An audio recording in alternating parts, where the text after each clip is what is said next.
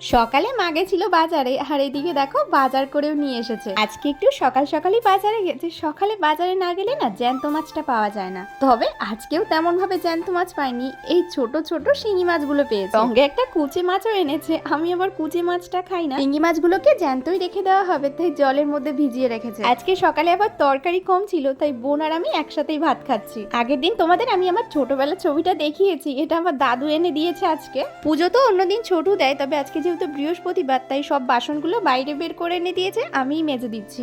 ঠাকুরের বাসনগুলো সব মাজার পর আমি স্নান করে নিয়েছিলাম, আর এই দেখো স্নান করার পর একটু নারকেল তেলে মুখে মাখছি। মায়ের তো এখনো পর্যন্ত স্নান হয়নি, মা তো মেশিনেই বসে আছে, আর আমি হাতে হাতে একটু কাজ করে দিচ্ছিলাম। এই মেশিনের কাজ করতে যে কত ঝামেলা, যারা করে তারাই জানে। কাজ করার পর আমি আবার একটু শুয়ে পড়েছি, কারণ ভাল লাগছিল না, ঘুম আসছিল না, এমনি শুয়েছিলাম। এখন জানো তো 1টা বাজলে যেন খিদে পেয়ে যায়। এদিকে মার এখনো পর্যন্ত স্নান হয়নি, তাই খেতেও পারছি না। ছোট তো পুজো সবকিছু জোগাড় করে দিয়েছে। আজকে যেহেতু লক্ষ্মীর পাঁচালি করতে হবে, তাই আমি পুজোটা সেরে নিয়েছি। আমি না থাকলে পুজোটা রিয়াই দেয়, তবে রিয়া যেহেতু আজকে বাড়ি নেই, তাই আমি পুজোটা দিচ্ছি। পুজো দেওয়ার পর আমি সবার জন্য ভাত বেড়ে নিচ্ছি। এখনো পর্যন্ত মা স্নান করে বেরোয়নি, আর আমার এদিকে ভীষণ খিদে পেয়েছে।